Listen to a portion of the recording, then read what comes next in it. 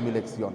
Debemos amar como Dios ama. Y le hago una pregunta aquí, mis hermanos, antes de llegar a mi versículo clave.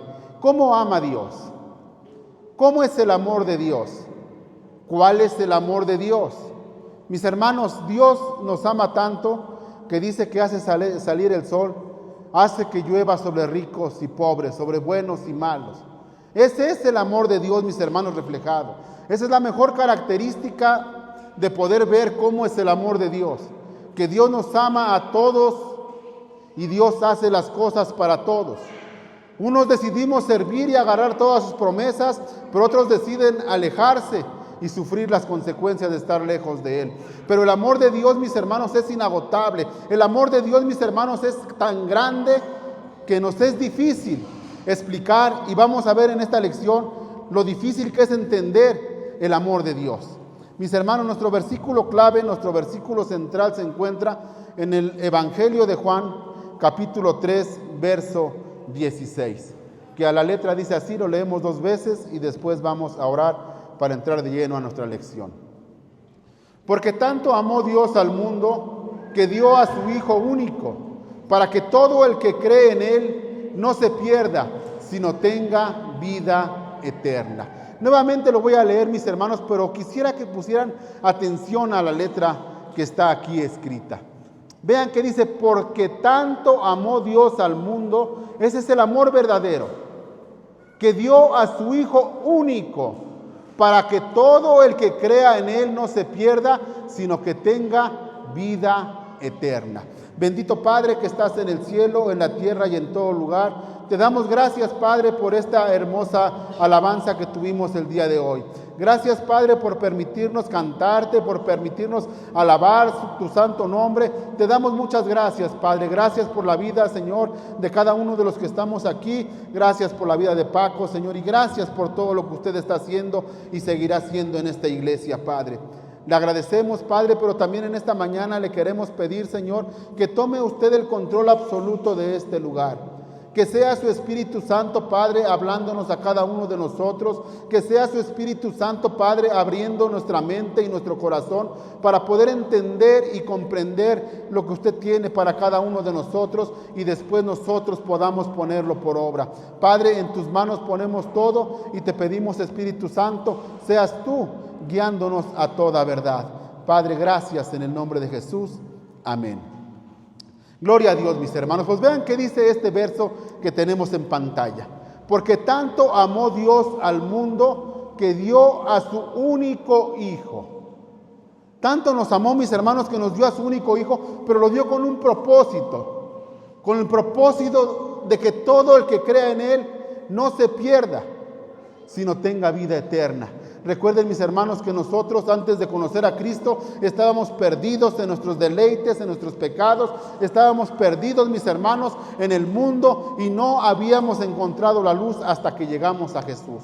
Por eso dice aquí, mis hermanos, que para que todo aquel que en Él crea no se pierda, mas tenga vida eterna.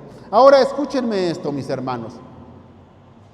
Estamos nosotros, mis hermanos, nosotros los cristianos, estamos llamados a vivir una vida santa y llena de amor. Usted y yo, mi hermano, que estamos hoy aquí delante de Dios, en la presencia del Señor, usted que me escucha a través de las redes sociales, a la cual les mando un fuerte abrazo en cualquier parte del mundo que nos estén viendo, mis hermanos, nosotros estamos llamados para vivir una vida santa y llena de amor. ¿Cómo es una vida santa, mis hermanos? ¿Cuál es una vida santa? Una vida santa, mis hermanos, es una vida apartada del pecado. Una vida santa es una vida, mis hermanos, digna de ser ejemplo hacia las demás personas. Nosotros estamos llamados a eso, a vivir una vida santa, una vida llena de santidad. Mis hermanos, recordemos que la palabra de Dios dice que sin santidad nadie verá a Dios. Es por eso, mis hermanos, que estamos nosotros invitados, o estamos más bien nosotros obligados a vivir una vida santa si queremos un día ver, mis hermanos, el reino de los cielos. Pero también dice que tenemos que vivir una vida llena de amor. Y mis hermanos, ¿saben por qué tenemos que vivir una vida llena de amor? Porque mis hermanos, el amor es lo que nos impulsa a trabajar, el amor es lo que nos impulsa a hacer las cosas, el amor es el que nos impulsa, mis hermanos, a no caernos, el amor es el que nos levanta, el amor es el que nos lleva a hacer cosas, mis hermanos, que tal vez nosotros no queramos hacer, que nuestro cuerpo no quiera hacer, pero que nuestro espíritu desea. El amor, mis hermanos, es el que nos lleva a otro nivel. El amor fue el que llevó a Jesucristo a morir en la cruz del Calvario por usted y por mí. Por eso es que nosotros estamos llamados a vivir una vida llena de santidad, pero también llena de amor. Porque una vida sin amor, mis hermanos, es una vida vacía. Una vida en donde no hay amor, no hay nada, mis hermanos, porque la palabra de Dios dice que Dios es amor. Así que el objetivo principal de cada uno de nosotros es el amor. Amar a nuestros prójimos, amar a la iglesia, amar a nuestros padres, a nuestros hermanos, a nuestros hijos, a nuestros vecinos. Mis hermanos, nosotros fuimos llamados a esta tierra para amar a la gente. Y vamos a ver qué nos dice, mis hermanos, más adelante, qué nos dice la palabra de Dios. Muchos de nosotros, mis hermanos, o más bien, yo le hago una pregunta a usted. ¿Quién le enseñó a usted a amar? ¿Quién le enseñó a amar a usted, mi hermano? ¿O quién le dijo qué era el amor? ¿O quién le dijo a usted cómo es el amor? ¿De qué forma usted empezó a amar? Mis hermanos, muchos aprendimos de nuestros padres. Muchos aprendimos de nuestros hijos, de nuestros vecinos, de nuestros amigos. Pero mis hermanos, muchas veces aprendemos de una forma a lo mejor equivocada. Porque muchas veces podemos ver a matrimonios que dicen que se aman y se la pasan peleando. Se la pasan maltratándose uno al otro, se la pasan malviéndose el uno al otro. Y los hijos dicen, este es el amor. Los hijos analizan y dicen, este es el amor, lo que ustedes dicen que se aman. Esto es lo que ustedes llaman amor. Y muchas veces nosotros transmitimos a nuestros hijos o a los que nos rodean el amor de una forma equivocada, de una forma errónea. Entre hermanos en la iglesia decimos que nos amamos, pero muchas veces nos criticamos, nos juzgamos. Y cuando la gente ve lo que hacemos, dicen, ¿eso es amor? ¿Eso realmente es el amor a lo que ustedes llaman amor? Y mis hermanos, muchas veces nosotros creemos que el amor es eso, pero vamos a descubrir cuál es el verdadero amor. Hoy vamos a ver, mis hermanos, lo que es el amor verdadero de Dios hacia nosotros. Amar va más allá de palabras. Escuchen esto, mis hermanos. Amar va más allá de simples palabras. Qué fácil, mi hermano, es decir te amo. Qué fácil es llegar con la esposa o al esposo y decirle te amo. Qué fácil es llegar con los hijos y decirles te amo. Qué fácil es llegar con los padres y decirles que los amas. Mis hermanos, pero eso dice la palabra de Dios, que el amor es más que palabras. ¿Cómo le demuestro a mi esposa que la amo? Viendo que no le falte nada, supliendo todas sus necesidades, apoyando y ayudando en lo que se pueda.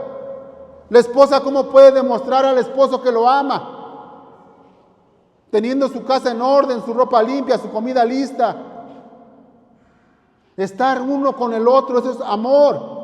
¿Cómo le demuestro a mis hijos que los amo? Cuando los guío y los educo en los caminos de Dios. ¿Cómo les demuestro a mis padres que los amo? Cuando soy obediente y los ayudo en lo que puedo. De esa forma yo demuestro el amor verdadero, porque el amor verdadero, mis hermanos, no son simplemente palabras. El amor verdadero requiere de hechos. El Señor Dios Todopoderoso dice que nos ama y nos da, mis hermanos, esta hermosa iglesia. Nos dice que nos ama y nos da vida. Nos dice que nos ama y nos da salud. Nos dice que nos ama y nos da el sol. Nos dice que nos ama y nos da oxígeno. Nos dice que nos ama y permite que estemos contentos. Nos dice que nos ama y nos da vida eterna. Nos dice que nos ama y nos abraza, nos consuela. Ese es el amor verdadero. Pero mis hermanos, muchas veces no lo entendemos porque es complicado entender el amor de Dios. Decir, Señor, ¿cómo fue que tú me amaste a mí? Siendo yo un perdido, siendo un pagano, siendo de lo peor, ¿cómo es que tú me amaste? ¿Cómo es que tú tuviste misericordia de mí? ¿Cómo es que tú me alcanzaste? ¿Cómo es que no me destruiste? ¿Cómo es que no me dejaste que me hundiera, que muriera en lo que yo andaba? Ese es el amor de Dios, inexplicable, inagotable, profundo, eterno. Mis hermanos, y vamos a ver esta hermosa lección. Vamos a Lucas.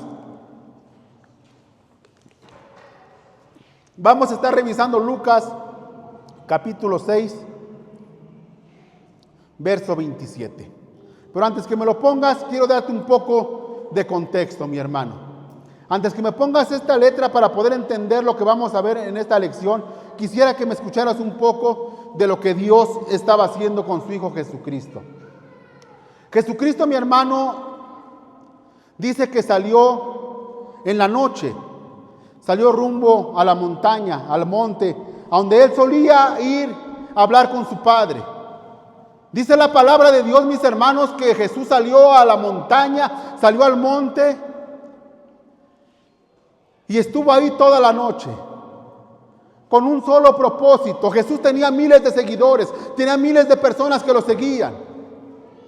Pero Jesús, mi hermano, fue delante de su Padre en la montaña y se puso a llorar, me imagino, toda la noche, mis hermanos, con él, diciéndole: Padre, ¿cuáles son los escogidos? ¿Cuáles son los verdaderos? ¿Cuáles son los 12 discípulos que me van a ayudar? ¿Cuáles son las 12 personas que me van a ayudar a llevar tu evangelio? ¿Cuáles son las 12 personas que no se van a rajar? ¿Cuáles son las 12 personas que van a trabajar? ¿Cuáles son las 12 personas que van a seguir? ¿Cuáles son las 12 personas que me van a impulsar, que me van a animar, que me van a ayudar a salir adelante? ¿Cuáles son esas 12 personas?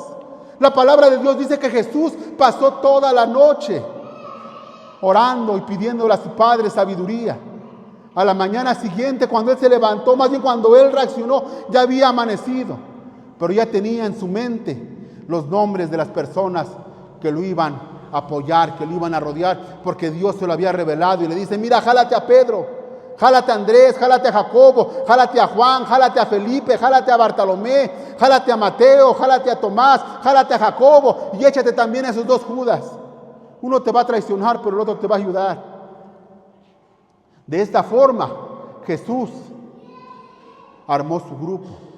Y de esa forma nosotros, mis hermanos, estuvimos orando por los líderes de esta iglesia, por las personas que van a estar al frente de los ministerios de esta iglesia. Y de esta forma le pedimos al Señor: Padre, despierta en ellos un avivamiento, despierta en ellos esa inquietud, ese deseo de servirte, ese amor, esas ganas de dar todo en el ring, esas ganas de decir: Señor, aquí estoy. Yo les dije, un año es un año y un año se va rapidísimo. Pero mi hermano, debemos de hacer lo que Jesús hizo, irnos de rodillas, mis hermanos, a la montaña y decirle: Señor, llévame con las personas que tú quieres que yo les hable. Y cada uno de nosotros, mis hermanos, estamos comisionados, como lo decía Paco, cada uno de nosotros somos misioneros. Muchos tienen que salir lejos, muchos tienen que salir fuera, pero nosotros mismos dentro de nuestra casa podemos ser misioneros, dentro de la iglesia podemos ser misioneros, dentro de la familia podemos ser misioneros, dentro de este pueblo hermoso nosotros somos los misioneros que Dios puso para dar a conocer su nombre. Nosotros somos, mis hermanos, no hay otras personas. No son los de antes ni son los después, somos nosotros los encargados de llevar la palabra de Dios a todo este hermoso pueblo. Somos nosotros los que tenemos que provocar ese avivamiento para que Jesús, mi hermano, cuando venga a este pueblo, todos sean salvos. Qué hermoso sería, mi hermano, ver que todo Juárez se fue a la presencia del Señor cuando Él venga en gloria y decir: nosotros fuimos partícipes. ¿Ya viste? Aquel fue el que fuimos a ver. Sí, ese fue el por el que estuvimos orando. Sí, pues ese fue el que batallamos. Ese fue. Y mis hermanos, esto va a ser glorioso, va a ser hermoso. Cuando usted vea, mi hermano, que el trabajo que hizo no fue en vano. Cuando usted vea, mi hermano, que lo que hizo en esta tierra valió la pena. Casas, carros, propiedades, aquí se quedan. Pero esos recuerdos, mis hermanos, esos tesoros en el cielo, allá van a estar, para gloria y honra de nuestro Padre Celestial. Jesús, mis hermanos, había bajado, había escogido a sus 12 discípulos. Y dice que bajó a un llano grande en donde había muchísimas personas y más de sus discípulos. Y bajaron gentes de varios lugares, de varias partes, se enteraron que Jesús iba a estar y empezaron a llegar. Llegaron de Zaragoza, de Las Dalias, de La Preciosita, llegaron de San Matías, llegaron de Tlahuapan, llegaron gente de todos lados. Pero mis hermanos, todos iban con la expectativa de ver qué les daba el Señor. Todos iban porque dice que cuando lo tocaban salía poder de Él y los sanaba. Todos iban porque los que iban endemoniados los libertaba. Iban los enfermos, iban mis hermanos, los que iban cansados. Pero mis hermanos, nunca vi en esta lectura, en este pasaje de la Biblia, nunca vi una persona o que la Biblia mencionara, le llevaron pan a Jesús, le llevaron agua a Jesús, le llevaron de comer a Jesús, le llevaron un regalo a Jesús, le llevaron esto a Jesús. Toda la gente que iba, mi hermano, era porque quería un beneficio, porque quería ser sanada, porque quería ser alimentada. Pero ninguno de ellos, mis hermanos, se topó o dijo: aquí está esto para mi Señor, aquí está esto para Jesús. Mis hermanos, este es un amor. Esto no es amor, mis hermanos, de estas personas. Ir a ver a Jesús por necesidad o por conveniencia no es amor. Así que, mis hermanos, Jesús empieza a hablar con ellos y les dice de esta forma. Ponme Lucas. Les di un poco de contexto para que podamos entender esta lección. Jesús vio a la gente, mis hermanos, y vio que ahí había muchísimos de sus seguidores, de sus discípulos, y les dice esto: pero ustedes que me escuchan les digo. Y aquí empieza el Señor, mis hermanos, porque ahí en ese momento todos eran contra todos, nadie quería a nadie, todos querían ser el primero, ninguno quería servir, todos eran los ainanitas. Pero cuando Jesús los ve, les dice eso: pero ustedes que me escuchan les digo. Y eso yo se los digo el día de hoy aquí a la iglesia. Ustedes que me escuchan les digo: amen a sus enemigos, hagan bien a quienes los odian. ¿Es algo fácil hacer esto, mi hermano? ¿Cuántos estarían dispuestos a amar a sus enemigos? ¿Cuántos estarían dispuestos, mis hermanos, a amar a su enemigo? Aquel que le hizo daño, aquel que lo maltrató, aquel que le hizo la vida de cuadritos. El Señor le dice: ama a tu enemigo y hagan bien a quien los odia. La forma de cómo ama a Dios es bien diferente a como amamos nosotros. Porque nosotros hubiéramos arreglado este pasaje y hubiéramos dicho: no, ahí está mal. Ahí dice: odien a sus enemigos y háganle mal a quienes los odian. Pero no, mis hermanos, Jesús nos está diciendo: amen a sus enemigos y hagan el bien a quienes los odian. ¿Será fácil hacer esto, mis hermanos? ¿Será fácil amar a nuestros enemigos? ¿Será fácil hacerle bien a quienes nos odian? Yo creo que fácil no es, pero tampoco imposible. Ponme el verso que sigue, por favor, y vean que sigue diciendo Jesús: bendigan a quienes los maldicen y lloren por quienes los maltratan. Mis hermanos, ¿qué forma de amar es esta? ¿Qué forma de amor es esta que nos está mostrando el Padre hacia nosotros? ¿Bendecir a quien me maldice? Señor, ¿cómo voy a bendecir a esta persona que se la pasa maldiciéndome? Nuestra mente, mis hermanos, es pequeña y nuestro corazón rencoroso. Y nosotros decimos: si Él me maldice, yo lo maldigo. Si Él me maltrata, yo lo maltrato más. Pero mis hermanos, aquí Jesús nos estaba dando una lección de amor y dice: bendigan a quienes los maldicen y lloren por quienes los maltratan. ¿Quién pudiera orar en esta mañana, mis hermanos, por alguien que te está maltratando? Por alguien que te está haciendo la vida de cuadritos. Por alguien que te está haciendo, mis hermanos, tu vida una pesadilla. Y el Señor te dice: ora por esa persona que te está maltratando. Ora por esa persona que te está haciendo mal. En poco, mis hermanos, es difícil hacer lo que el Señor nos pide. Y vean que sigue diciendo en el verso 29, porque aquí no acaba la lista de lo que Jesús está diciendo. Si alguien te pega en una mejilla, vuélvele también la otra. ¿Qué le dice usted a su hijo, mi hermano, cuando va a la escuela? Si te pegan, pégale más duro. Mis hermanos, Jesús aquí le estaba diciendo: si alguien te pega, si alguien te da una cachetada, vuélvele también, que dice, la otra mejilla. Mis hermanos, ¿quién de ustedes estaría dispuesto a hacer esto? Si alguien le da una cachetada, ¿cómo reacciona el cuerpo humano? Si alguien lo cachetea, tal vez usted lo patea. O por lo menos el cuerpo reacciona. Qué difícil es, mi hermano, hacer lo que dice la palabra de Dios. Si alguien me pega, ¿qué dice? Poner la otra mejilla. Y si alguien te quita la capa, no le impidas que se lleve también la camisa. Mis hermanos, esto es muy difícil de hacerlo. Es muy difícil de comprenderlo porque ¿cómo voy a poner la otra mejilla? ¿Cómo voy a dejar que me quiten la capa y de paso que se lleven hasta mi camisa? Mis hermanos, este amor que el Señor nos enseña es algo grande. Es algo que va más allá de nuestro entendimiento. Ponme el verso que sigue, por favor, y vean que sigue diciendo. Dale todo, dale a todo el que te pida. Y si alguien se lleva lo que es tuyo, no se lo reclames. ¿Será fácil esto, mis hermanos? Dale a todo el que te pida. Y si alguien se lleva lo que es tuyo, no se lo reclames. Mi hermano, si alguien se llevara mi camioneta, ¿qué haría yo? No se la reclamo. Así dice la palabra de Dios. Si alguien se lleva lo que es tuyo, no se lo reclames. Es difícil, mi hermano, entender y comprender lo que el Señor dice. Y ve que dice todavía el verso 31. Traten a los demás tal y como quieran que ellos los traten a ustedes.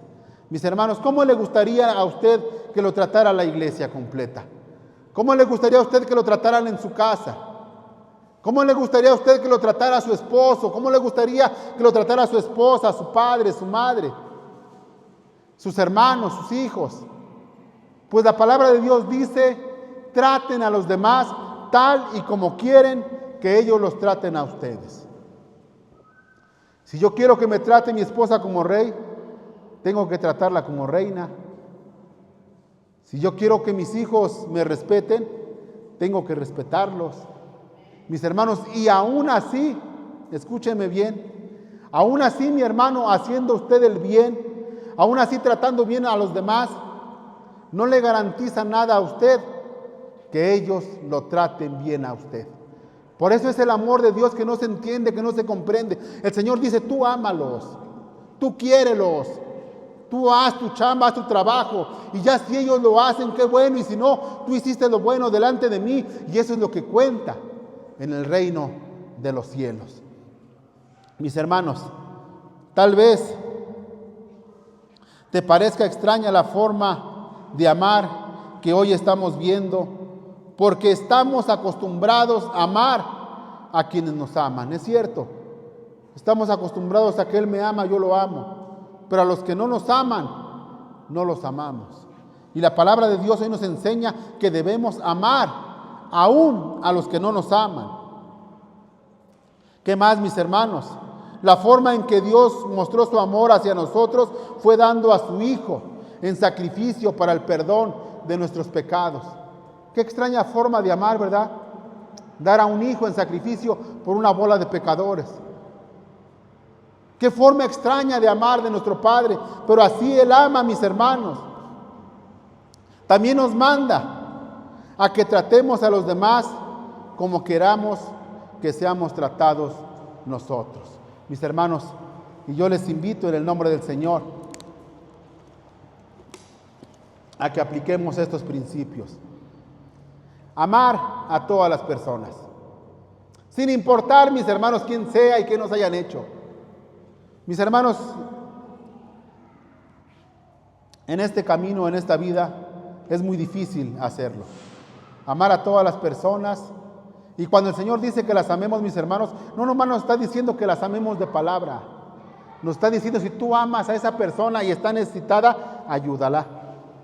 Si tú amas a esas personas que están enfermas y tienes la posibilidad, ayúdalas. Eso es la forma de amar. Por eso les decía al principio, amar va más allá de palabrería. Y el Señor nos invita a que lo amemos de esa forma, sin esperar nada a cambio. Vamos a Lucas, al verso que sigue. Vean qué sigue diciendo, mis hermanos. Los seguidores de Jesús, los discípulos y todos los que estaban ahí, su mente estaba volando. Su mente no entendía lo que Jesús les estaba diciendo. Y me imagino que entre ellos estaban de alguna forma discutiendo entre ellos, o entre ellos estaban murmurando, porque Jesús les dice esto, mis hermanos. ¿Qué mérito tienen ustedes al amar solamente a quienes los aman? Aún los pecadores lo hacen así. Jesús estaba leyendo el pensamiento de esas personas que decían tal vez, ¿cómo nos dice este Jesús que nosotros amemos a los pecadores? ¿Cómo nos dice que nos dejemos que nos peguen? ¿Cómo nos dice esto y esto y esto otro más? Jesús, mis hermanos, entendía el comportamiento de ellos y les empieza a decir de esta forma: ¿qué mérito tiene ustedes al amar solamente a quienes los aman? Aún los pecadores lo hacen así. Y le sigue diciendo: ¿y qué mérito tienen ustedes al hacer bien a quienes les hacen bien? Aún los pecadores lo hacen así. Y entendámoslo así, de esta forma, mis hermanos. ¿Qué mérito podemos tener nosotros en predicar nomás a nuestros mismos hermanos? ¿Qué mérito podemos tener de ir a ver únicamente a las ovejas descarriadas que no han venido a la iglesia? ¿Qué mérito podemos tener con eso? El mérito verdadero va a llegar, mis hermanos, cuando vayamos a ver a las personas que no conocen de Cristo, a las personas que están de alguna forma, que están sin saber o sin conocer lo que Dios tiene para cada una de ellas. Porque ¿qué mérito tiene, mis hermanos, que yo los vaya a visitar a ustedes a su casa, a hablarles del mensaje de salvación, si ustedes ya lo saben? A lo mejor saludarlos sí, tomarnos un café sí, pero ¿qué mérito tendría, mis hermanos, dar vueltas entre nosotros nada más? El mérito verdadero es cuando salgamos allá afuera, en donde está la verdadera iglesia de Cristo, en donde están las verdaderas personas que necesitan del amor, en donde están las verdaderas personas que necesitan el mensaje de salvación. Ahí es donde realmente está el mérito. Ponme el verso que sigue, por favor, y vean que sigue diciendo Jesús. ¿Y qué mérito tienen ustedes al dar prestado a quienes pueden corresponderles? Aún los pecadores se prestan entre sí, esperando recibir el mismo trato. Y vean el 35. Ustedes, por el contrario, amen a sus enemigos. Mis hermanos, qué difícil. Bueno, la verdad, mis hermanos, yo le doy gracias a Dios porque no tengo enemigos. Así que tenga yo algún enemigo que se me venga a la mente, el único enemigo es el que ya está vencido. Pero a Dios gracias, mis hermanos. Enemigos que un día diga yo me voy a esconder porque ahí está mi enemigo, me voy a hacer algo o eso.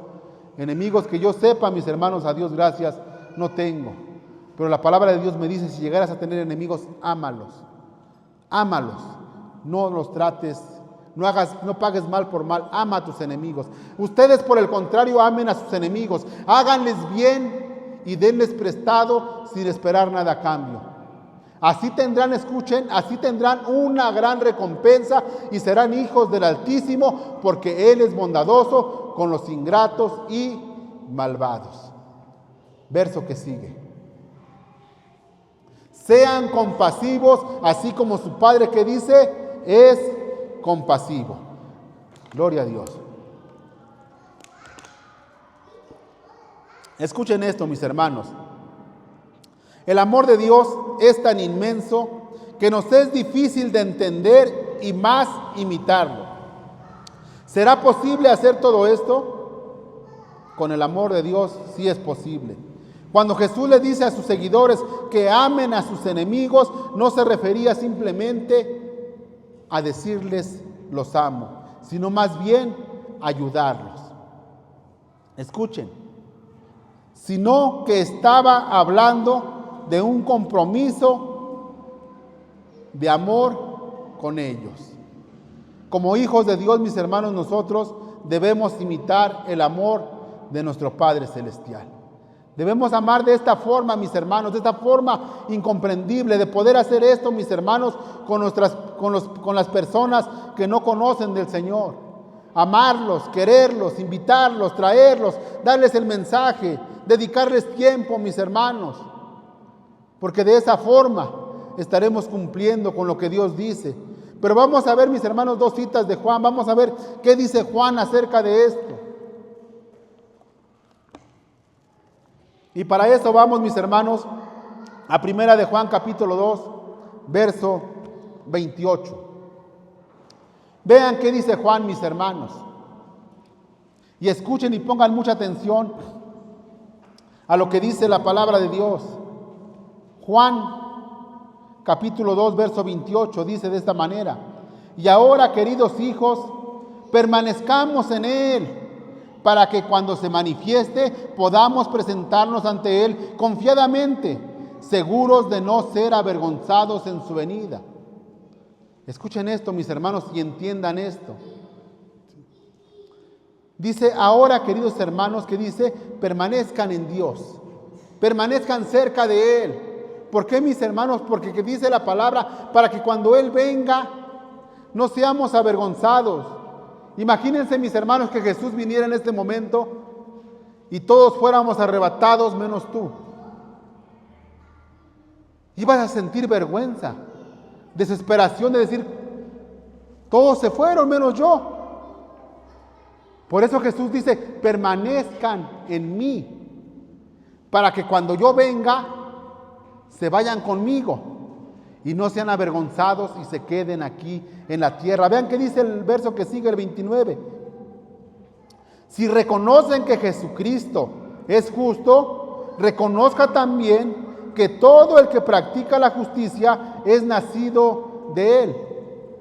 Aquí la pregunta, mis hermanos, sabemos que Jesucristo es justo, pero aquí la pregunta es para usted. ¿Usted está siendo justo, mis hermanos? ¿Usted está siendo justo con las personas que lo rodean? ¿Está siendo justo con los hermanos? ¿Está siendo justo con las personas de sus familias?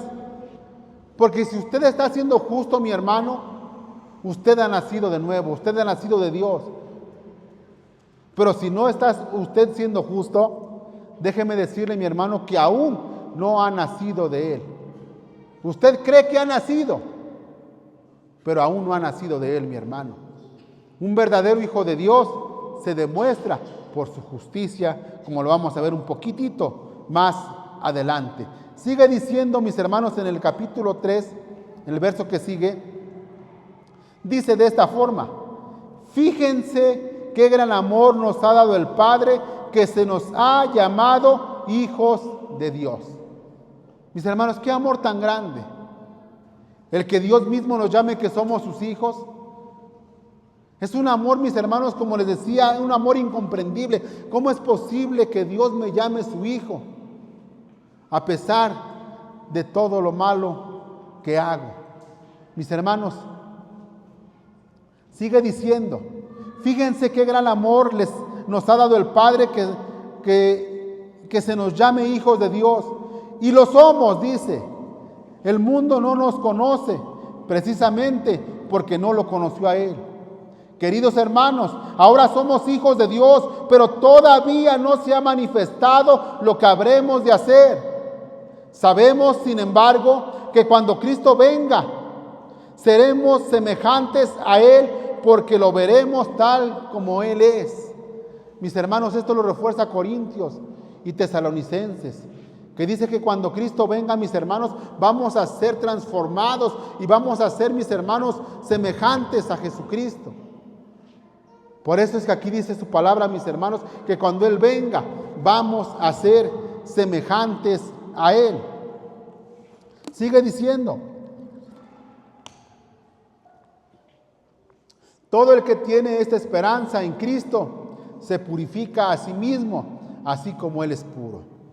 Mi hermano, si usted tiene la esperanza de que un día se va a ir con Jesús, si usted tiene la esperanza de que cuando Jesucristo venga, usted va a ser transformado a su gloria y semejanza, dice la palabra que se mantenga usted puro, que se mantenga usted alejado del pecado, que se mantenga usted cerca de Dios, que se mantenga usted en comunión con Dios, para que cuando Él venga, mi hermano, usted sea arrebatado y pueda verlo, como dice aquí su palabra, pueda verlo de una forma literal, cómo es Cristo, cómo es Él.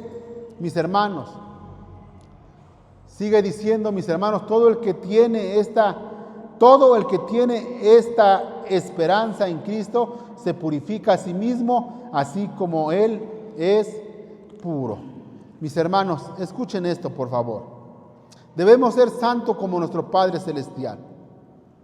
Juan nos anima a permanecer en Él, en el amor de Dios, para que cuando Él venga nos lleve con Él. Nos recuerda que si somos justos, somos nacidos de Él. También nos da, mis hermanos, nos da el privilegio de que se nos llame hijos de Dios. Escuchen esto. Ser un hijo de Dios, mis hermanos, es el más alto privilegio que alguien pueda tener. ¿Cuántos dicen amén? Ser un hijo de Dios, mis hermanos, es la base de nuestra fe, la base de nuestra confianza. Dios quiere que nos hagamos cada vez más conscientes de que somos sus hijos. Dios quiere, mis hermanos, cada vez seamos más conscientes de que somos sus hijos. Y como somos sus hijos, debemos de vivir de una forma correcta, porque nuestro Padre es Dios. Escuchen esto. Ser hijos de Dios significa que seremos discipulados por el Padre para que podamos participar de su santidad. Si usted reconoce que es hijo de Dios, si usted reconoce, mis hermanos, que es hijo del Padre, usted debe dejarse corregir por su palabra, que es la que nos edifica. Mis hermanos, vamos a leer esta última parte de Juan. Pero yo quisiera, mis hermanos, que se pusieran de pie tantito, porque quisiera que escucharan con mucha atención lo que dice la palabra de Dios.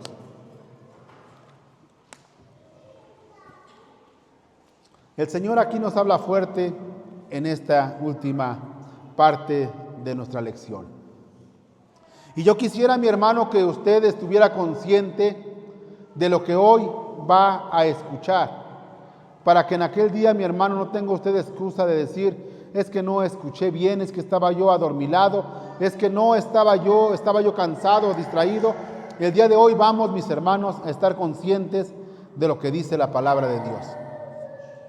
Y yo quisiera que se llevara este pasaje en su mente y en su corazón, porque es de mucha importancia. Tome su asiento, mi hermano. Y ahora sí que ya todos estamos despiertos, que todos estamos atentos. Escuchen lo que dice la palabra de Dios en estos últimos versos que vamos a leer. Todo el que comete pecado quebranta la ley. De hecho, el pecado es transgresión de la ley. Pero ustedes saben que Jesucristo se manifestó para quitar nuestros pecados, y Él no tiene pecado. Escuchen esto: todo el que permanece en Él no practica pecado. Lo tenemos en pantalla y véanlo, es el verso 6. Vean qué hermoso dice este versículo, este pasaje. Todo el que permanece en Él no practica pecado. Todo el que practica pecado no lo ha visto ni lo ha conocido. Mi hermano, ¿usted practica el pecado o ya no practica el pecado? De esa forma usted sabrá si permanece en Dios. Si usted peca, mi hermano, a menudo, quiere decir que usted no ha conocido a Dios, que usted no lo conoce, que usted ni siquiera lo ha visto. Todo el que practica, ¿qué dice ahí? Todo el que permanece en Él no practica pecado. Y todo el que practica pecado no lo ha visto ni lo ha conocido. Mi hermano, por eso les decía al principio, muchas veces creemos conocer a Dios, muchas veces creemos ser hijos de Dios, muchas veces, mis hermanos, estamos seguros. Pero la palabra de Dios nos dice otra cosa. Nos dice que todo el que practica el pecado no lo ha visto y ni siquiera, ¿qué dice ahí?, lo ha conocido. Y vean qué dice el verso que sigue, porque entre más avanzan los versos, se pone más tremendo esto. Vean qué dice: queridos hijos, que nadie los engañe. El que practica la justicia es justo, así como Él es justo. Nuevamente, escuchen con atención, mis hermanos, y llévense esto. Queridos hijos, que nadie los engañe, que nadie los engañe. El que practica la justicia es justo, así como Él es justo. Así que damos por entendido que el que practica la justicia es de Dios. Pero vean qué dice el verso 8. Y escuchen bien esto, mis hermanos, vean qué dice. El que practica el pecado, ¿qué dice ahí? Es algo duro, mis hermanos, para nosotros que estamos aquí en la casa del Señor, para los que nos siguen a través de las redes sociales, pero así dice la palabra de Dios: el que practica el pecado es del diablo, porque el diablo ha estado pecando desde el principio. El Hijo de Dios fue enviado precisamente para destruir las obras del diablo. Mis hermanos, si usted quiere permanecer en la familia de Cristo, usted debe dejar de pecar. Y no se engañe, como dice la palabra de Dios. No se engañe usted mismo, mi hermano. Usted mismo no se puede engañar. Usted mismo, mi hermano, debe de sentirse. Si usted se siente cómodo en la familia de Dios, quiere decir que usted es hijo de Dios. Pero si usted se siente cómodo en el pecado, usted es hijo del diablo, y así lo dice la palabra. ¿Cómo se siente usted? ¿Se siente cómodo en la casa del Señor? ¿Se siente cómodo haciendo la justicia, practicando la justicia? ¿Se siente cómodo amando a su prójimo? ¿Se siente cómodo amando a su enemigo? ¿Se siente cómodo haciendo lo que Dios dice? Mis hermanos, es un poco difícil entender esto. El verso 9 dice de esta forma: ninguno, escuchen esto, mis hermanos, ninguno que haya nacido de Dios practica el pecado. Nuevamente, ninguno que haya nacido de Dios practica el pecado, porque la semilla de Dios permanece en él. No puede seguir pecando porque ha nacido de Dios. Mis hermanos, ¿usted sigue pecando deliberadamente? Escuche lo que dice la palabra: ninguno que haya nacido de Dios practica el pecado. Si usted sigue practicando el pecado, mis hermanos, pues déjeme decirle lo que ya vio en la palabra de Dios. Y vean todavía qué dice el verso 10, que es el más fuerte. Escuchen, mis hermanos: así distinguimos entre los hijos de Dios y los hijos del diablo. ¿Sí dice así la palabra ahí, no, mis hermanos? Justos, los hijos de Dios; pecadores, los hijos del diablo. Así distinguimos entre los hijos de Dios y los hijos del diablo. Y escucha esto: el que no practica la justicia no es hijo de Dios. Mis hermanos, entendámoslo. No lo digo yo, lo dice la palabra de Dios. Y ahí la tenemos, mis hermanos. La palabra de Dios dice: el que no practica la justicia no es hijo de Dios. Y me gusta cómo remata aquí Juan, y mete un golazo y dice: como tampoco lo es el que no ama a su hermano. Gloria a Dios, ¿verdad, mis hermanos? Si usted no ama a su hermano, usted no puede decir que es hijo de Dios. Si usted no practica la justicia, usted no puede decir que es hijo de Dios. Si usted no deja de pecar, usted no puede decir que es hijo de Dios. Porque ahí dice que así nos van a distinguir, o así distinguimos entre los hijos de Dios y los hijos, ¿qué dice ahí? Del diablo. Mis hermanos, les digo esto: el formarse en la fila de los hijos de Dios no te hace hijo de Dios. El estar en el lugar en donde están los hijos de Dios no te hace hijo de Dios. Lo que te hace hijo de Dios es tu forma de vivir, tu forma de pensar y tu forma de actuar, como lo es tu forma de amar. ¿Estamos claros, mis hermanos? Quería que lo escucharan, mis hermanos,